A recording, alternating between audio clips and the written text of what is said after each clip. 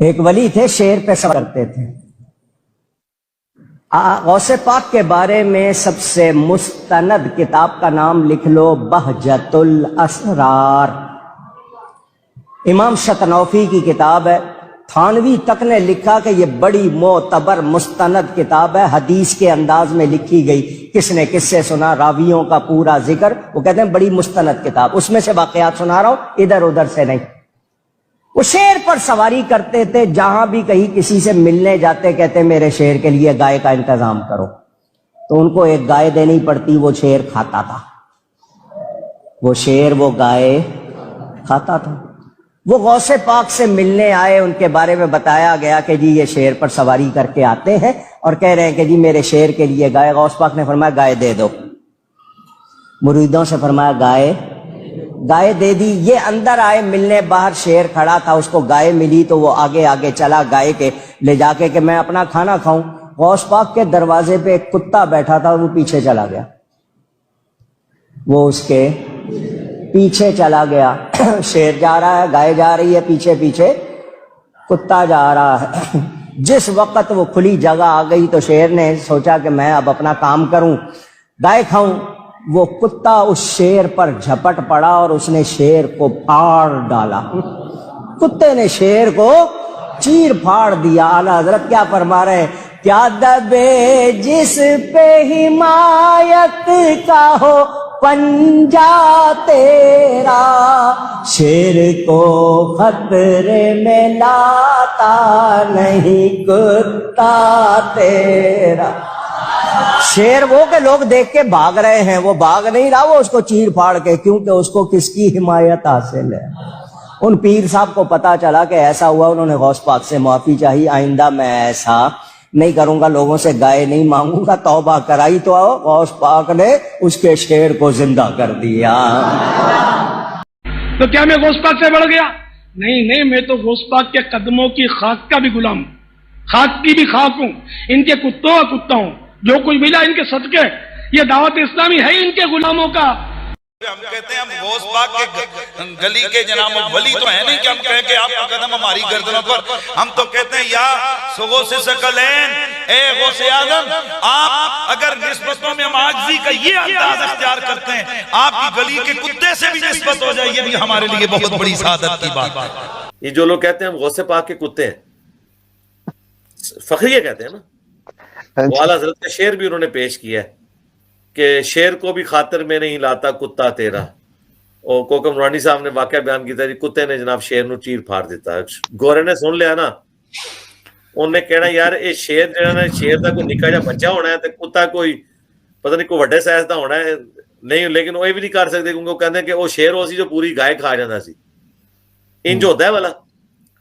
تو یہ کہتے ہیں نہیں ہمیں فخر ہے، ہم غوث پاک کے کتوں کے کتے ہیں. وہ کہیں گے ہم اس کی تعویل کر رہے ہیں، کتے سے مراد ہم ان کا وہ غلام لے رہے ہیں، ہم یہ ایک اعزازی طور پہ کہہ رہے ہیں. جیسے اس میں نے جواب دیا کہ کتے کا اعزاز کوئی نہیں ہے.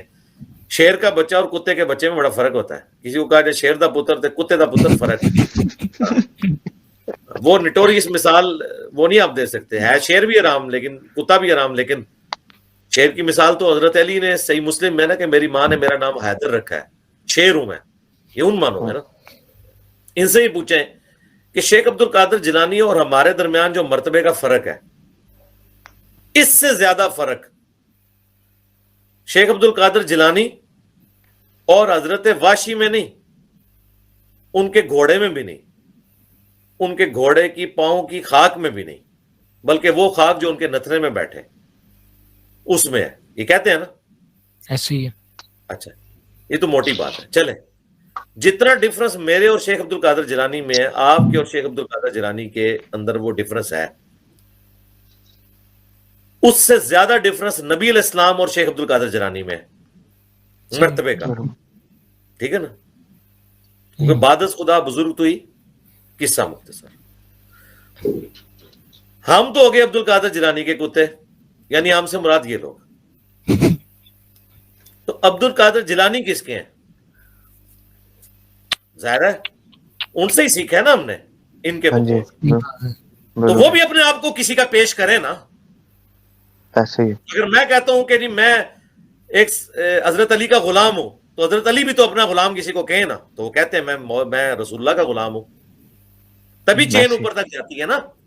ہیرارکی تو ایسے ہی بنتی ہے نا, ایک سب آرڈینیٹ ہوتا ہے, اس کا سینئر ہوتا ہے, اس کا سینئر ہوتا ہے. یہ تو نہیں ہوتا کہ ایک کرنل کہتا ہے کہ میرے اوپر کوئی بھی نہیں ہے, اس کے اوپر بریگیڈیئر ہے, اس کے اوپر جو ہے وہ جنرلز آ جاتے ہیں. یہ تو نہیں ہو سکتا کہ ایک کیپٹن کہے کہ جی ناس نہیں تو میرے انڈر ہے لیکن میں کسی کے انڈر نہیں ہوں. تو اسے کہا جائے گا بھائی تیرے اور جنرل میں تو بہت زیادہ ڈفرنس ہے. تو ہمارے اور شیخ عبد القادر جیلانی میں جو ڈفرنس ہے اس سے 1 خرب گنا شیخ عبد القادر جیلانی اور نبی اسلام کے درمیان فرق ہے. تو اگر یہ لوگ شیخ عبد القادر جیلانی کے کتے ہیں اور یہ ایک فخریہ چیز ہے تو پھر عبد القادر جیلانی کو بھی تو کسی کا ہونا چاہیے نا. یہ لاجیکلی بات ٹھیک ہے کہ نہیں؟ تو بتائیں وہ کس کے ہیں. اور اب آپ نے اس پہ غصہ نہیں کھانا کیونکہ یہ تو ایک فخریہ لقب ہے نا. ہاں جی, وہ کس کے ہیں؟ تو اس کے اوپر یہ سیکھ پاؤ جائے تو ان کو کہ پھر یا کرو, تم لوگ انسان ہو کے اپنے آپ کو ایک بندے کا کتا بنائے ہوئے ہو جبکہ تمہارا اور اس کا ڈفرنس بہت کم ہے. جس شخص کے ساتھ اس کا ڈفرنس ہے اس کو اس کا کتا ماننے کے لیے تیار نہیں ہو رہے ہو, رسول اللہ کا کتا اسے ماننے کے لیے تیار نہیں ہو رہے ہو. تو اس کا مطلب ہے کہ پھر تم نا وہ 2 نمبری کر رہے ہو ہمارے ساتھ. اور اگر تم کہیں ہم سے شرم کرتے ہوئے کہہ ہی دو کہ عبد القادر جیلانی ان کے ہیں, یہ ویسے نہیں کہیں گے, تو پھر ہم یہ پوچھیں گے کہ یہ حق آپ کو نہیں ہے کہ کسی کو کسی کا کتا ڈکلیئر کرو. بتاؤ عبد القادر جیلانی نے بھی یہ بات کہیں لکھی ہے کہ میں نبی اسلام کے گھر کا کتا ہوں؟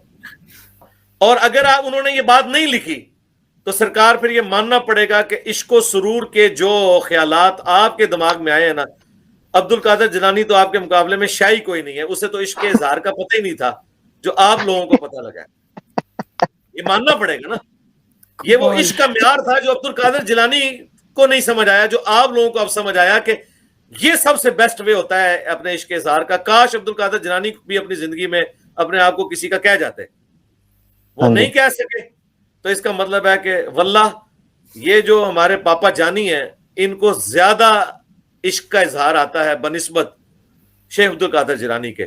تو اس کا مطلب ہے کہ ان کا مرتبہ شیخ عبد القادر جیلانی سے بھی زیادہ ہوا عشق رسول میں. اور اگر ان کا مرتبہ شیخ عبد القادر جیلانی سے زیادہ ہے تو پھر آپ سمجھ لیں کہ شیخ عبد القادر جیلانی کی عزت کیا رہ جائے گی دنیا میں اگر ان کا مرتبہ ان سے زیادہ ہے. ابھی تو میں وہ بات ہی نہیں کر رہا کہ وہ صحیح مسلم میں حدیث ہے کہ حضور کی چارپائی کے نیچے کتا چلا گیا تو حضرت جبرائیل اندر ہی نہیں آیا, کہا یا رسول اللہ سے پہلے باہر نکالیں کیونکہ ہم فرشتے ان گھروں میں داخل نہیں ہوتے جہاں کتے ہوں. ہاں مدینے کے تھے, مدینے کا اوریجنل کتا حضور کی چارپائی کے نیچے ہونا تو فرشتے نہیں داخل ہوتے. اور مدینے کے جعلی کتے پاکستان میں بیٹھے ہوئے اگر داخل ہوں فرشتے تو اس گلی چ بھی نہ لنگن.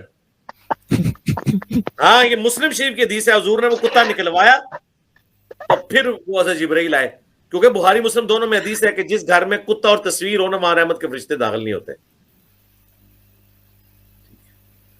اگر تمثیل بیان کرنی ہے تو تمثیل وہ بیان کریں کہ جو بیان ہوئی ہے اس طریقے سے. شعر والی تمثیل بیان ہوئی ہے حضرت حمزہ کے لیے, حضرت علی کے لیے, ہم مانتے ہیں اور وہ دنیا مانتی ہے اس چیز کو. دنیا میں مثال ہے شعر کی, کسی کو کہا جائے نا شیر دا پتر چوڑا ہو جاتا ہے تو انہوں کیا جائے کتے دا پتر تو چوڑا ہوتا ہے. ہاں